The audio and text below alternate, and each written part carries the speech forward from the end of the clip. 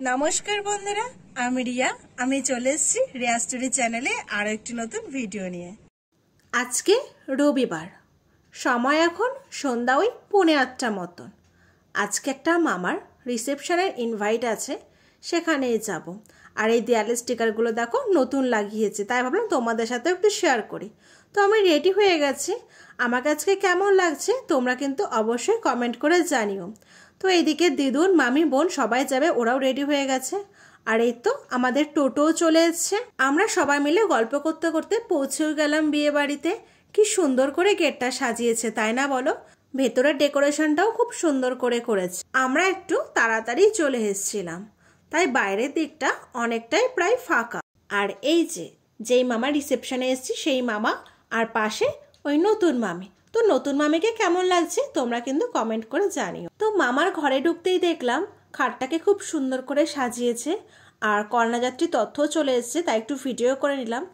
তারপরে স্টলে বিভিন্ন রকমের খাবার দেখতে পেলাম, তো সেখান থেকে নিয়ে নিলাম চিকেন সাটে, আর নিয়েছিলাম একটু ভেজ পকোড়া।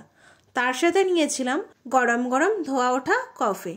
আমি বিয়ে বাড়িতে জানো তো কোনো কিছু খাই বা না খাই, কফিটা কিন্তু খাই। তারপরে বোন ফুচকা খাচ্ছিল, তো সেখান থেকেও একটা ফুচকা খেয়ে নিলাম। তারপরে কিছুক্ষণ গল্পগুজব করে খেতে বসে গেছি। এই হলো আজকের মেনু।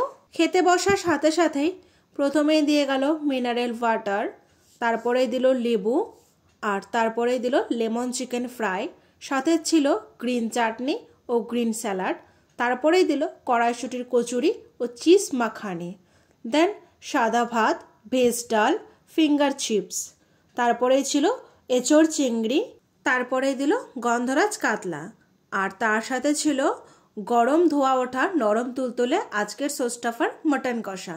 সাথে আমি একটু রাইসও নিয়ে নিয়েছিলাম। মাটনটা জাস্ট দারুণ হয়ে। মাটন দিয়ে খাওয়া শেষ করতে না করতে পাতে পড়ে গেল আমের চাটনি ও পাঁপড় ভাজা, তারপরে ছিল কেশরী ভোগ, আর সাথে ছিল নরেনগুলের মিষ্টি, ও সবশেষে ছিল হাজমোলা ও আইসক্রিম। আমরা খাওয়া দাওয়া কমপ্লিট করে এখন বাড়ির দিকে রওনা দিয়েছি। তো গাইস, আজকের ভিডিওটি এই পর্যন্তই। যদি তোমাদের ভালো লাগে লাইক, কমেন্ট, শেয়ার করে দিও। আর আমার চ্যানেল নতুন হয়ে থাকলে চ্যানেলটাকে সাবস্ক্রাইব করে দিও।